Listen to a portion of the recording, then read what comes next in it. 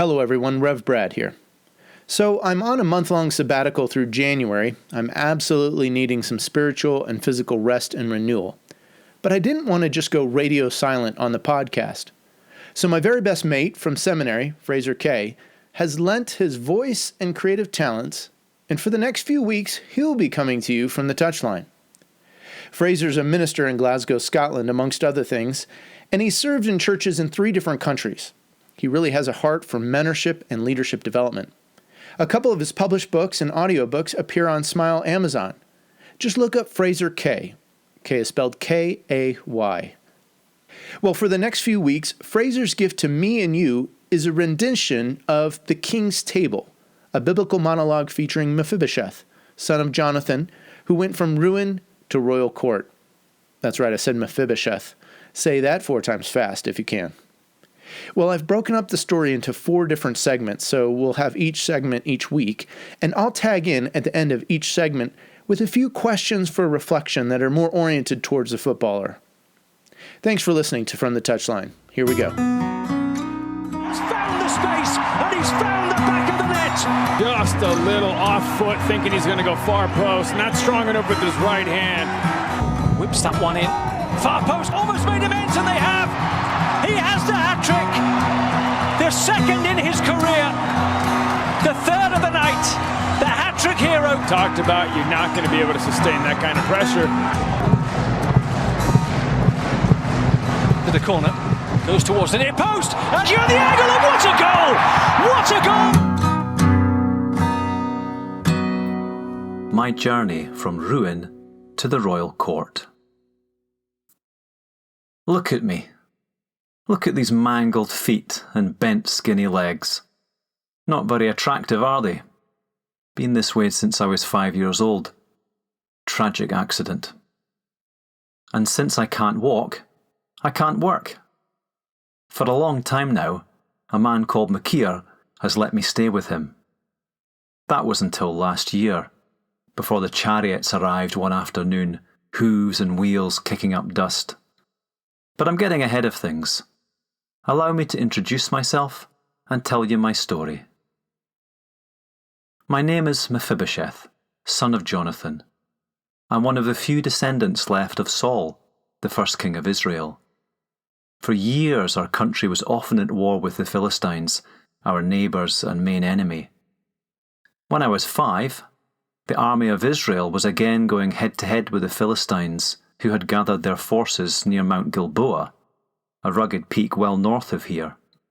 The king, his sons, including my father, and all the leading fighters were there.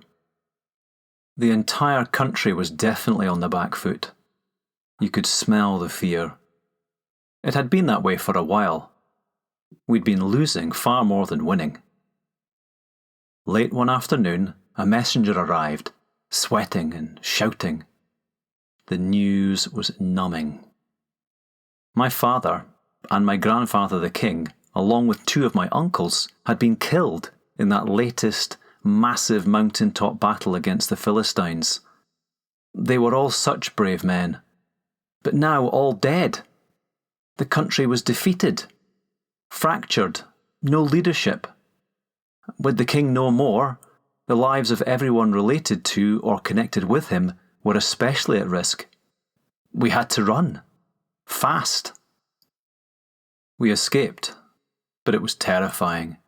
Sheer pandemonium. Everybody rushed out of the house at once. Since I was only 5, my nurse grabbed me, and, lifting me up, she ran as fast as she could to escape. We didn't even have time to grab any spare clothes.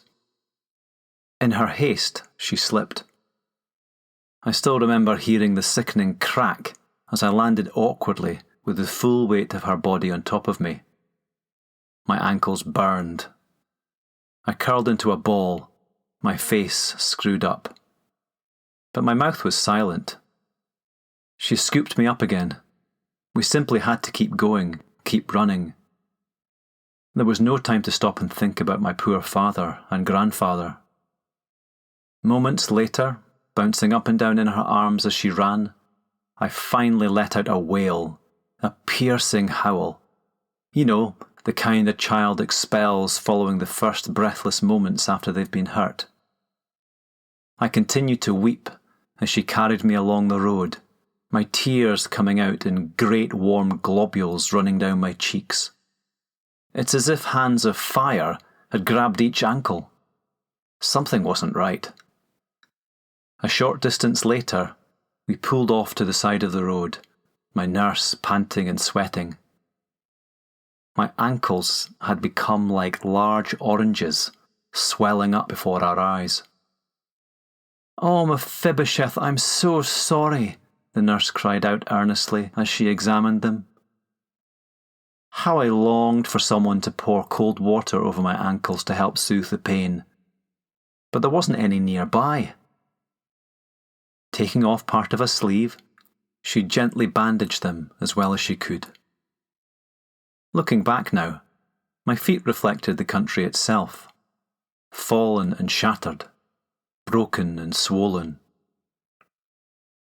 We eventually ended up in Lo Debar, a good 3 days' walk from here, if you can walk, that is, across the other side of the Jordan River. It is dry and remote, as forgettable a town as you can imagine. They chose the right name. Lo Debar means no pasture. There's nothing there. Makir ended up taking us in. He managed to scrape a living together. My broken ankles couldn't be reset, but we'd hoped that they might recover better than they did. But no. My feet became a pair of frozen stumps as I grew, attached to the living body of a little boy longing to run about with his friends. My legs limp and thin. I was given 2 long sticks to help me keep my balance, like these. I've been hobbling around ever since. I can't stay upright for long though, even with support. The other boys and girls played, yelled and laughed, but I couldn't join in with their joyful antics. How I longed to feel once more the air blowing through my hair, just like I did when I was smaller. Do you remember doing that as a child?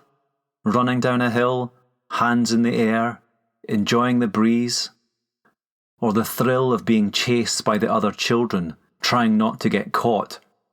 Or chasing them? But at least I could drag my feet along, somehow work them together. Whereas the country had descended into civil war.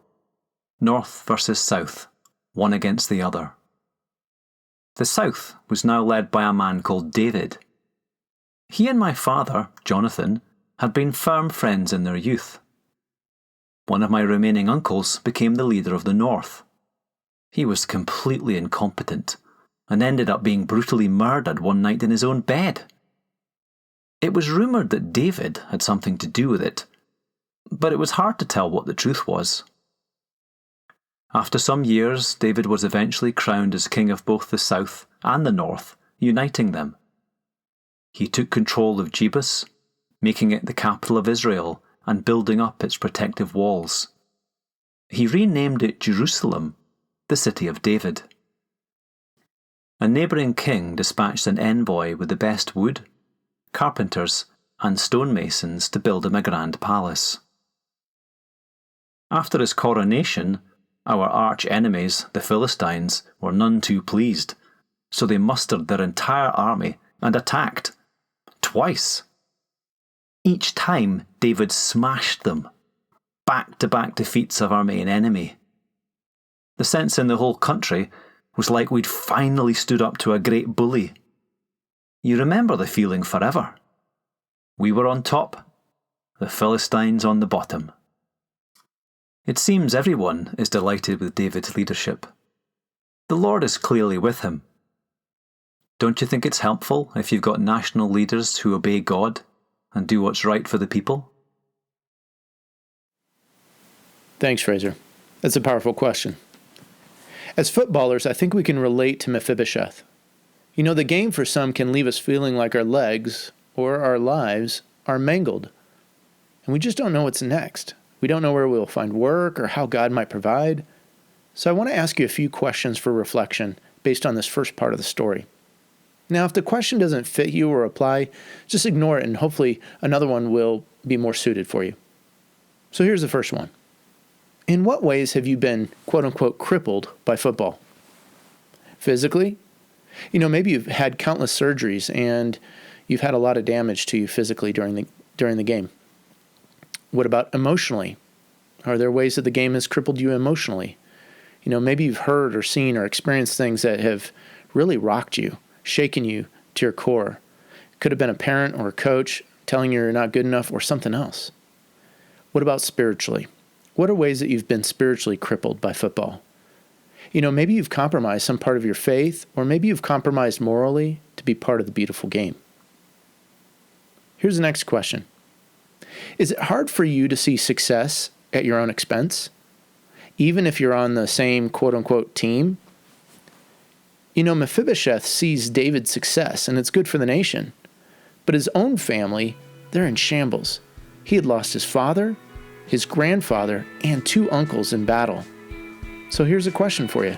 Is it hard for you to see, enjoy, relate to the success that might have come at your own expense?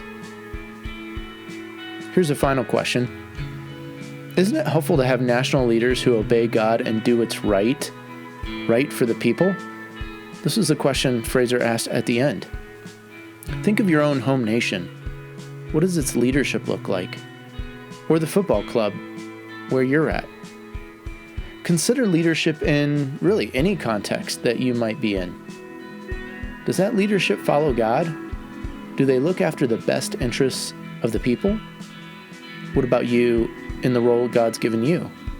In the leadership and authority and places of influence that He has you in right now? These are good questions to think about. This is Rev Brad coming to you from the Touchline.